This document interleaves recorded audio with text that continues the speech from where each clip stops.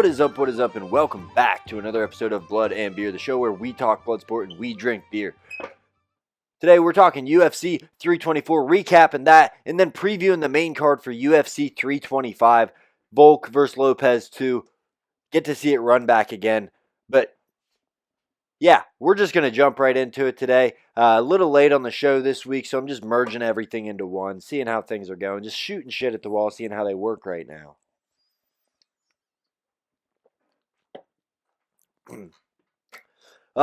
But yeah, UFC 324, that's the first thing on the docket we got. And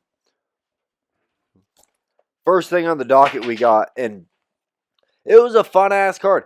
Justin Gaethje defeats Paddy Pimblett, batters him pillar to post really for 5 rounds to get the decision victory. And for the second time in his UFC career, he captures the interim championship at lightweight for the UFC. Paddy Pimblett showed a ton of heart, ton of toughness. He showed Scousers don't get knocked out. But in the end, it was Justin Gaethje that his skill was better. While it didn't look like the best Justin Gaethje we had ever seen, he was levels above where Paddy Pimblett is at this point in his career. And now it sets up Justin versus Ilya probably at the White House for the undisputed lightweight title. Ilya sounds like he's planning to come back between April and July. Why not drop it in the middle in June there at the White House? Biggest card of the year. Makes all the sense of the world. He'll probably get knocked out cold by Ilya because Ilya is doing that to everybody these days. But we never know because people were saying that Justin's going to get smoked by Paddy Pimblett. And that just wasn't the case. He defended the takedowns. Paddy couldn't get the takedowns. Compromised Paddy's body shots. And he battered the face. Paddy's face looked like a different person by the end of that fight. Now, with Justin and Arman fighting at the White House, that does leave a character out of the equation. And that is Arman Tsarukyan. What do you do with him? Because Dana White, I believe I heard him say that Arman's going to have to fight one more time before he gets a title shot. Makes all the sense in the world for that. Just because if you have a championship fight already booked, Arman, you got to stay active. Can't do what you did last year again. And one more guy that we're forgetting about when we're talking about what's next for him is Paddy Pimblett. I see one real matchup for him next, and it's Dan Hooker. He's going to fight BSD next. Win, lose, or draw, he's probably going to take a lot of damage, and it doesn't matter if he wins or loses. Him versus Paddy is a great fight to make. Both lightweights, both big guys. They don't like each other. There's heat there. They're going to sell the fight. It's a great co-main or a great co-main or a great fight night main event. However you want to play it, but that fight sells, that fight bangs, and there's some real beef between the two. And you get Dan Hooker's style, who we'll talk about in a minute on the preview for his fight coming up this weekend. And then you get Paddy Pimblett's wild style that he has with the ground game included. Gives him a chance to bounce back, gives Dan Hooker a chance to just stay perennially in the top 10, top 15 range.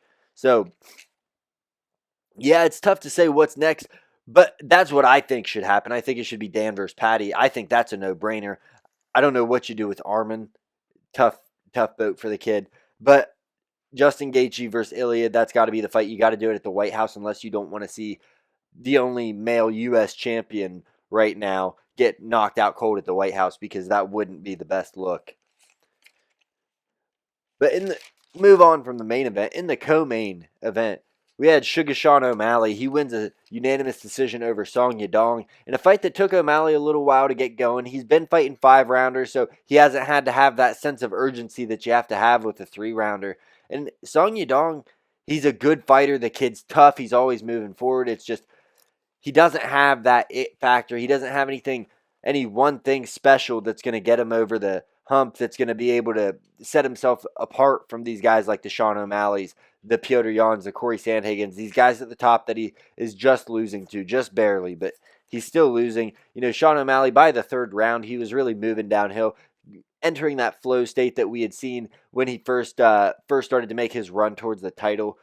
So O'Malley, not the most impressive performance, but he does get it done. It's a unanimous decision, and it sets him up for a potential title fight with Petr Yan. He may have stamped his number 1 contender shot here, because Petr Yan, while it's pretty much decided by the fans that we want to see Merab versus Petr again, just because Merab had the 3 title defenses, 3 successful title defenses, so they think that he should get a shot at Yan, not to mention he smoked Yan in the first one. Second one is his 4th fight in a calendar year. What kind of damaged goods was Merab? But if the UFC doesn't want to go with that, because they've already shown this year, meritocracy be damned. You look at Arman Sarukian, you look at Diego Lopes getting a title shot over a Movsar Evlov or a Laron Murphy. Meritocracy be damned. We're doing what sells. And Sean O'Malley versus Petr Yan sells. The first fight banged. That fight will bang too. It's up to the UFC ultimately. Nothing the fans say is ever going to do anything for them to change their mind. That was probably a silly spot to stop and take a drink, but nothing's going to change their mind from the fans. Nothing's going to do anything like that. So, yeah, he could get. I think it's more than likely he's getting the title shot. But in the fight prior to that, Waldo Cortez Acosta took on Derek Lewis in a fight that was kind of boring. Derek Lewis looked a lot older than he has in previous fights, and by the second round, he must have been gassed because Cortez Acosta landed a really light jab, and it drops Lewis. Lewis is staring at him, doesn't look damaged, but Cortez Acosta jumps on top of him, starts raining down ground and pound, and gets the finish. Calls out Curtis Blades. And Waldo Cortez Acosta, he's one of the few bright spots at UFC heavyweight right now. He's been fighting nonstop. He's 5-1 in the past 11 months, 6 fights in 11 months, and that only loss is a close decision to Sergey Pavlovich. He definitely lost the fight, but when you're fighting that much, stuff happens. You stay this active, you just walk your way to the title by fighting every single guy in the way.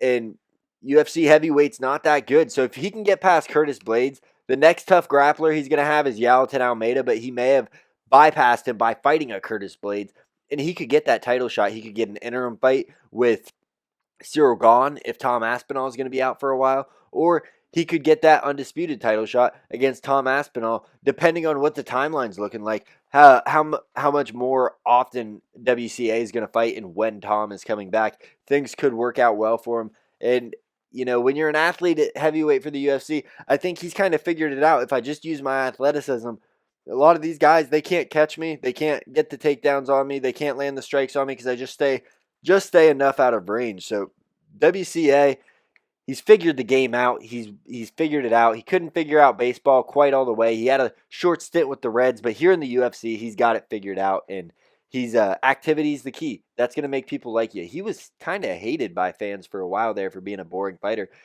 Past 11 months, completely flipped the script.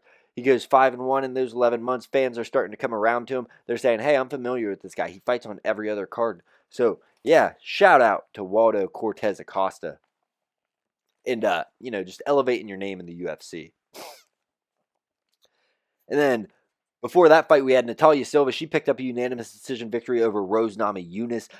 Kind of a dull fight. Could have gone either way, but ultimately, all 3 judges scored it for Natalia Silva. And that likely was a number 1 contender fight. She'll probably be facing Valentina Shevchenko in Valentina's next title defense. Valentina's been running through everybody. Natty Ice did show some prowess, some ground prowess that we haven't seen from her yet, but I don't think that's going to be much for Val. I didn't learn a lot from this fight. It was really slow and just it was a tough watch, I got to say. It was a tough watch, that one.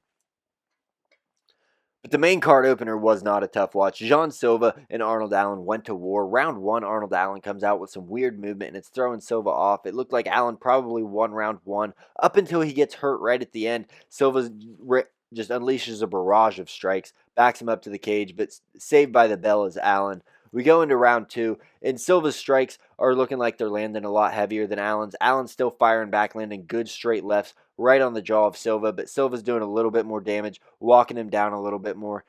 And that was more of the same in round 3. Allen looked a little bit gassed. Silva kept going, and by the end of the round, Allen's on the ground. He's going to get up off of his hands and knees. Silva stands on his back, rides him like a surfboard as the bell rings, gets the unanimous decision victory, bounces back from his TKO loss to Diego Lopes at UFC Noche last year, and he's still quite a few fights away from the title, but Jean Silva is one of those fighters you'd love to have on the roster. He brings this energy that not a lot of guys bring. Some fans find him annoying, some find him endearing. Whatever you find him, he's intense, and he brings that same intensity to every fight. He has not had a bad fight in the UFC. So Jean Silva, shout out for that fight with Arnold Allen.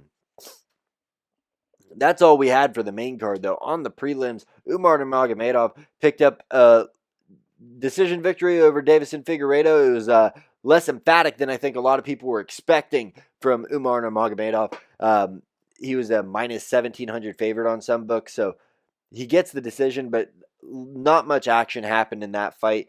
There's a lot of things that happened on the prelims. We won't go through them all, but Josh Hokett, he picked up a win by middle finger over Denzel Freeman. Just put the boots to him, beat him up for 4 minutes 59 seconds. Last second of the first round, he gives him a bird. Freeman drops to his knees. Ref calls the fight. And in the early prelims opener, the first card of the night, the curtain jerker, Ty Miller gets a pretty nasty knockout over Adam Fugit with just a barrage of punches. It was a fun fight. Ty Miller was battering Fugit. Fugit lands a spinning back elbow that cuts Ty Miller. And then right after that, Ty Miller gets the finish at the very end of the first round as well. Both those guys got $100,000 bonus as for because the UFC bonuses went up, as well as Paddy Pimblett and Justin Gaethje getting $100,000 bonuses as well for the fight of the night. Performance bonus, what have you. And then every other fighter that got a finish, aside from Alex Perez on the prelims, they all got a bonus because everybody that made weight was eligible for a bonus of $25,000 for a finish. So shout out UFC raising the bonuses. It doesn't do a lot in the grand scheme of things when you look at how much more money they've got, but we don't need to nitpick and get into the financials of it. Because this weekend, we got stuff to talk about. We got UFC 325, Volk versus Lopes too. And the prelims on this card, I'm not going to lie to you, are ass. It looks like we have a Road to UFC event on the early prelims. Going into the prelims, a lot of Dana White Contender Series guys. You want to put local talent on there. I get it from Australia. You're in Australia. That's where they're coming to you from for this 325 event. But the main card has nothing to do with the prelims. It's pure carnage, and that's what we're breaking down today. Like I said, headline Diego Lopes versus Volkanovski too. But we'll start at the top of the card with Quillan Salkild taking on Jamie Mullarkey. Quillan Salkild coming off of a huge knockout win over Nasrat Haqparast with a head kick knockout. Haven't seen a lot of knockouts out of this kid. He's primarily a grappler at 7.7 takedowns over a 15-minute fight. But he does have a hellacious pace on the feet with 5.2 strikes per minute as well. Now, Jamie Mullarkey's no scrub, but he is a journeyman, a vet of the UFC game. He's got 4.2, 4.4 strikes per minute. He usually utilizes his size and range against fighters. At lightweight, he's 6 foot, has a 74-inch reach. That's usually a lot bigger than other guys, but not against Salkild. Salkild's 6 foot, 75-inch reach. So Mullarkey's not going to have that advantage that he usually has over other fighters. And while he'll show Salkild things Salkild hasn't seen before just off of the veteranness, off of the fight IQ that Jamie Mullarkey has, I think ultimately we're going to see Quillan Salkild be able to push the pace, get an early takedown, and get a stoppage by submission, maybe ground and pound, but I think we're going to see him go back to his submission game because that's where he's strongest, and he's fighting in front of his hometown. He's going to want to show out, doesn't want to make any mistakes. If he goes out there, gets a nice, clean submission victory, that's all you need to do, and you get 25 G's in your pocket, baby. So that's a fun way to open the card off, though. A surging prospect, 26 years old, Quillan Salkild, taking on a guy that seems to be on his way out in Jamie Mullarkey. It seems like a setup fight for Salkild just to continue to boost him, move him towards the top 15, see if this is a guy we can build into a star in the future over in the NZAC region. Or what? Yeah, is that what they call it? New Zealand and Australia? NZA, whatever it is. In that region, Quillan Salkild could be the next big thing for these guys. And then, who else do we have on here?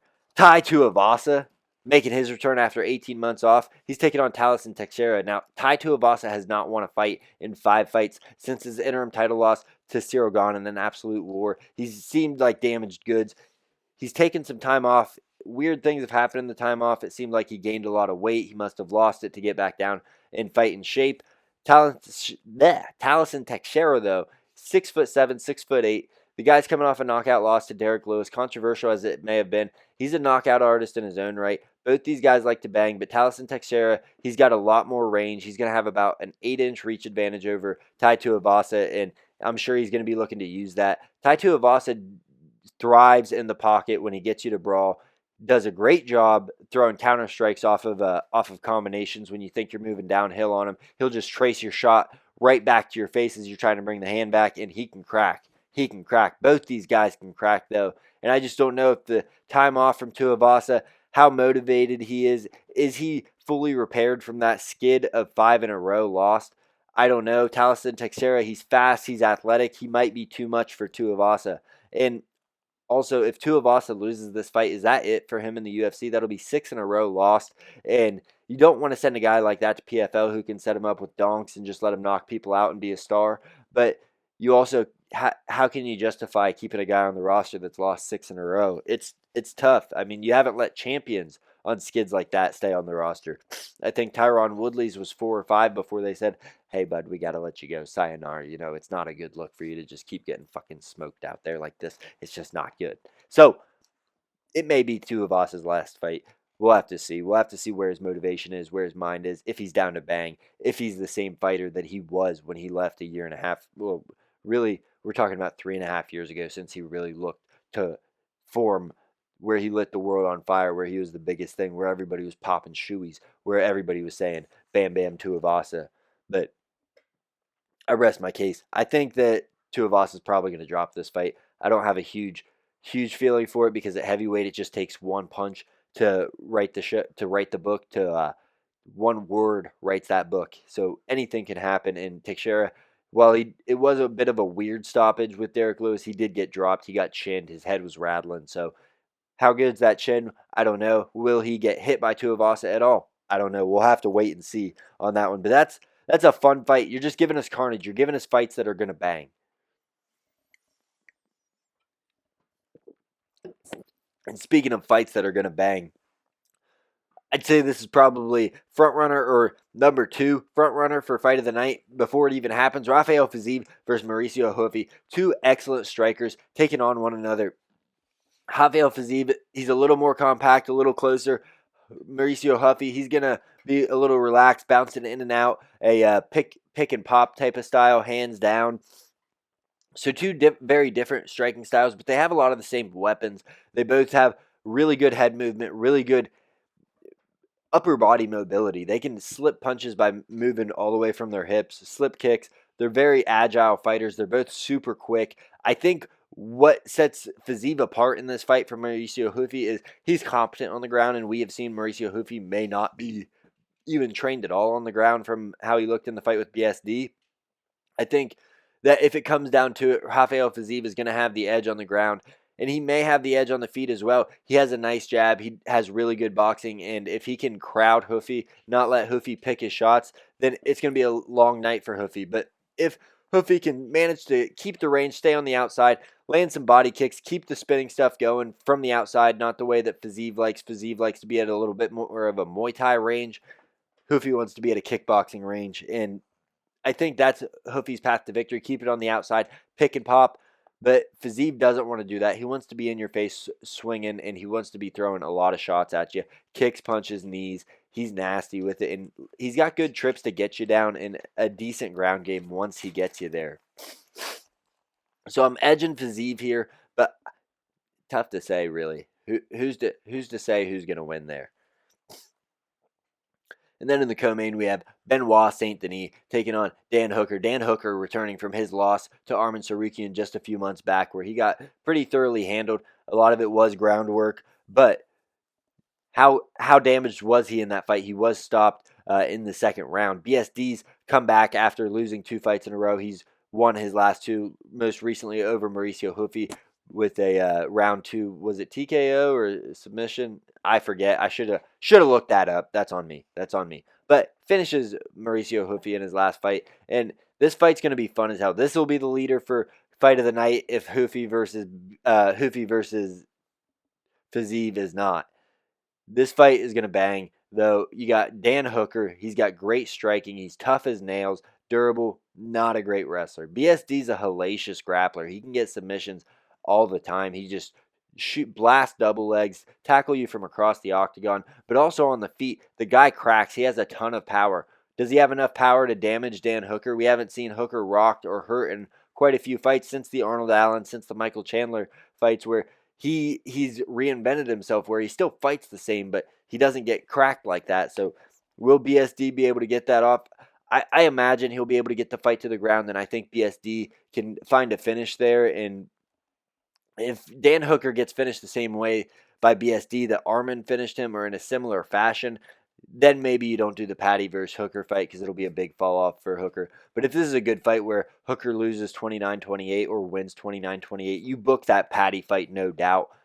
Ultimately, I see BSD winning it. I've said ultimately a lot. I got that word stuck in my head.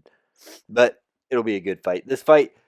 This card doesn't have a lot of stakes to it, but it's got a lot of casual appeal where if you're just flipping the channels, if you're flipping through Paramount Plus, you see this is on, you stop in, you're like, oh wow, these guys are beating the shit out of each other. Next fight, oh, these guys are also beating the shit out of each other. Oh shit, that guy might have just killed that other guy. It's just a lot of really big potential moments for Ocean. That can't be the right word. A lot of potential for holy shit moments. What am I doing here? Now, I don't see a ton of potential for holy shit moments in the main event, a rematch with Volkanovski versus Diego Lopes. They just fought last year. Volkanovski handled Lopes pretty easily, I thought. It was a competitive fight, but Volkanovski outclassed Lopes. Lopes earns this shot off of his knockout victory over Jean Silva at UFC Noche, a spinning back elbow. Gets him this title shot. There may be other contenders out there that you're say much more worthy than Lopes. You got Lerone Murphy. You got Movsarioveloyev out there. You got Aljamain Sterling. You got a lot of guys out there. But UFC went with Diego Lopes. How bad do they want this guy to be champion? And the way I see this fight going is very similar to the first, maybe even more one-sided for Volk. All I see this as is the UFC saying, we're giving Volk one more year, or we're giving Lopes one more year against Volk's clock and 5 more rounds to potentially knock him out so we can finally put the belt on him.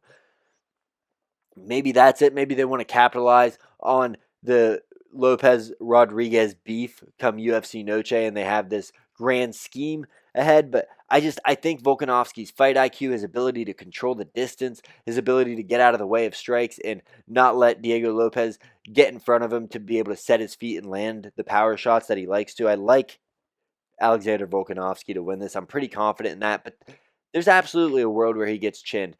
Diego Lopes hits like a truck, and Volkanovski, while he looked decent in the fight against Lopes last time, he had 2 knockout losses prior to that with Ilia Topuria and Islam Makhachev. He is 36, almost 37 years old at this point. So clock's ticking. Nobody's chin lasts forever, but I think Volkanovski's going to go in there and be like, I already fought this fight. Not enough time's passed where Lopes has improved enough. So, yeah, I like Volkanovski here, and that's what I got for you for UFC 325. That's on Paramount. I think it's 9 p.m. as well. Weird time for the Australians. I think that'll be like 5 in the morning for those guys, but great for us on the East Coast. And lastly, don't forget to check out Dubby.gg. Use promo code BloodBeerBSN. Promo code BloodBeerBSN. Still getting used to it, getting the hang of it. But Dubby, it's an energy drink. It's a scoop. It's a powder that you put in your water, you shake it up, and it's not going to make you jittery. It's going to give you focused energy, lock in, do some homework, do some gaming, do some reading, anything. But it's not going to make you feel like shit. It doesn't have that terrible crash at the end of it. And it comes in a ton of different flavors, so you're going to find something you like. They got s'mores, they got fruit punch type flavors, they got a little bit of everything. So check them out, w.gg. I know it's a weird website, but the stuff works. Try it. That's all I got for you. Thank you for tuning in. We got an episode of Between the Ropes coming at you this week for Royal Rumble preview with Gibby, as well as some predictions on that, what's been going on around the wrestling universe, how TNA's debut over on AMC has been, and AEW and where they're at in their promotion. They're on a bit of a heater, but do they need to mix things up to continue the momentum that they have? We'll talk about all that this week on Between the Ropes, but that's just plugging our other stuff on the Blood Sport Network here at Blood and Beer. Thank you for tuning in. I'm Matt. I'm out. And don't forget to follow us on X at Blood Beer MMA, at Blood Beer DSN for the wrestling account. Like us on Spotify. Like us on Apple, YouTube, the whole 9 yards. That's all I got for you. I'm done rambling.